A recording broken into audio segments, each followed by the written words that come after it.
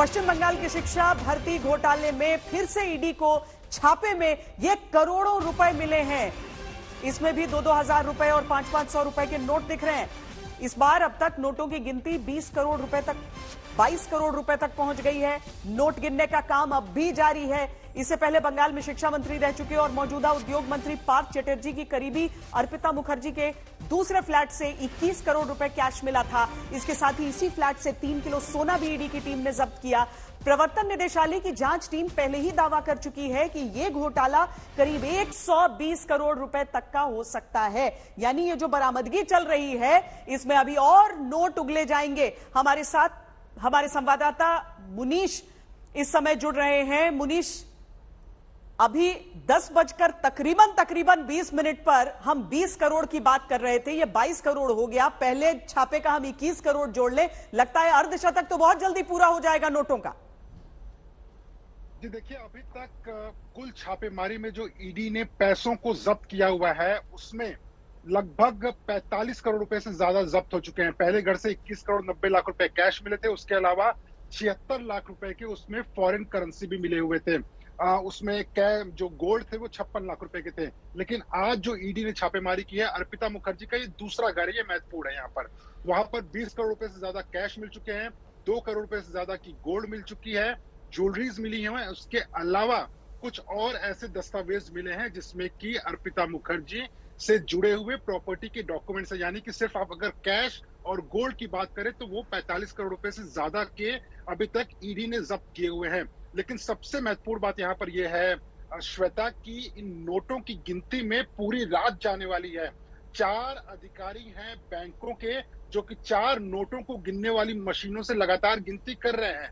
थक गए हैं वो नोटों की गिनती कर करके, लेकिन नोट जो है मानो खत्म होने का नाम ही नहीं ले रहे हैं। तो आप अंदाजा लगा सकते हैं कि सुबह होते होते जो ये नोटों का अंबार है, नोटों का पहाड़ है, उसकी गिनती जब खत्म होगी तो नोटों से जो पूरा का पूरा जो ईडी अनुमान लगाएगी कि कितने पैसे सीज हुए हैं, हो सकता है कि अर्धशतक बहुत जल्द ही पूरा हो जाए। लेकिन अगर इसमें बात करें अर्पिता मुखर्जी की, देखिए अर्पिता मुखर्जी इसलिए भी महत्वपूर्ण हो जाती हैं क्योंकि ईडी ने उनके घर से जब पार्थ चैटर्जी जो कि टीएमसी के मिनिस्टर, उनके घर पे जब छापेमारी की थी तो एक और दस्तावेज मिला था जिसमें कि 2012 का एक प्रॉपर्टी का डॉक्यूमेंट था और पार्थ चैटर्जी ने वो प्रॉपर्टी अपने और अर्पिता के नाम पर खरीदी थी। यानी कि एक बात तो साबित हो जाता है कि दोनों एक दूसरे से जुड़े हुए हैं, एक दूसरे के बहुत करीबी हैं। उसके अलावा जब अर्पिता मुखर्जी के घर पे पहली बार ईडी ने छापेमारी की और उनसे पूछताछ की तो पूछताछ में उन्होंने कबूला कि ये पैसे दरअसल पार्थ चैटर्जी के हैं, उनके पैसे नहीं है।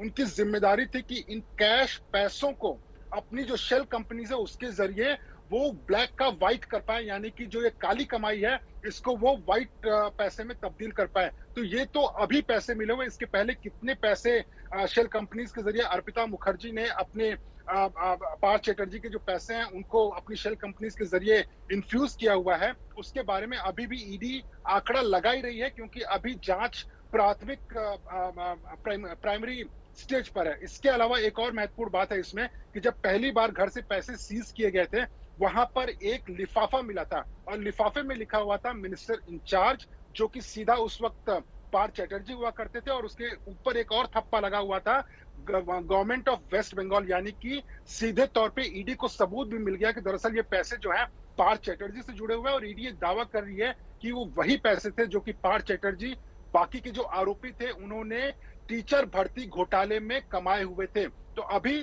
दूसरा फ्लैट खुला है, कई ऐसे फ्लैट हैं अर्पिता मुखर्जी के जो खुलने बाकी हैं, लेकिन जिस तरीके से नोटों का अंबार दिखाई दे रहा है, लगता है कि ना सिर्फ टीचर भर्ती घोटाले में बल्कि आगे आने वाले समय में कई ऐसे घोटाले हैं जिससे पार्थ चैटर्जी का नाम सिर्फ ना जुड़ेगा बल्कि जो सरकार है उसकी भी मुश्किलें बढ़ सकती हैं। मुनीश, ये जो नोटों के साथ साथ जो सफेद बंडल रखे हुए हैं, जो सेलो टेप लगाकर बांधे हुए हैं, वो भी नोटों के बंडल हैं, उन्हें भी खोल खोल के अभी देखना है। मतलब जो हम देख रहे हैं कि जितने नोट हैं उतने ही ये बंडल भी साथ में रखे हुए दिख रहे हैं। जी बिल्कुल, इसमें से कुछ ऐसे बंडल हैं जिसमें कि कैश वहां पर रखा हुआ था। पैसों को रखने का जो तरीका था वो ये था कि एनवेलप के अंदर, पहले घर में हमने देखा हुआ था कि पैसे इसी तरह से रखे हुए थे जैसे मानो किसी ने बोरी में पैसे भरकर रखा हुआ हो। लेकिन इस बार जब उन्होंने छापेमारी की तो पैसे ऐसे लग रहे थे कि किसी ने बड़े ही उसको सजा कर रखा हुआ है, लिफाफे में बंद करके सेलो टेप लगा के। तो जो नोट खुले हुए यहाँ पर दिखाई दे रहे हैं वो ये नोट हैं जिनकी गिनती हो चुकी है अभी तक, लेकिन जो आपको सफेद लिफाफे दिखाई दे रहे हैं, इन नोटों की गिनती अभी भी बाकी है। और जो ईडी के सूत्र हमें बता रहे हैं कि इन नोटों की गिनती खत्म होने में हो सकता है कि कल की सुबह हो जाए और उसके बाद ही नोटों की गिनती शुरू हो। तो कहीं ना कहीं ईडी का कहना है कि एक बड़ी कामयाबी उनके हाथ लगी है, क्योंकि इस मामले की जांच जब वो कर रहे थे, और उनका ये कहना है कि अगर उनकी छापेमारी में एक दिन से भी ज्यादा देरी होती तो ये सारे के सारे जो कैश पैसे थे वो अर्पिता मुखर्जी शेल कंपनीज के जरिए कहीं दूसरी जगह घुमा देती, उसके बाद में ईडी के पास में सबूत नहीं मिलते। लेकिन अब ना सिर्फ ईडी के पास में सबूत मिले हैं, बल्कि एक बड़ी मात्रा में उन्होंने कैश को भी सीज किया हुआ है। सीधे तौर पे जो तार जुड़ रहे हैं वो टीएमसी के जो मंत्री हैं पार्थ चैटर्जी उनसे, और उसके अलावा टीएमसी के कई ऐसे लोग हैं जिन्होंने पार्थ चैटर्जी के साथ में काम किया हुआ, उनके पुराने ओएसडी हैं, उनके पुराने सेक्रेटरीज हैं, कई मंत्री हैं वेस्ट बंगाल सरकार के, जो कि सीधे तौर पे ना सिर्फ स्कैनर पे हैं बल्कि ईडी ने उनको समन करके पूछताछ करने का सिलसिला भी शुरू कर दिया है।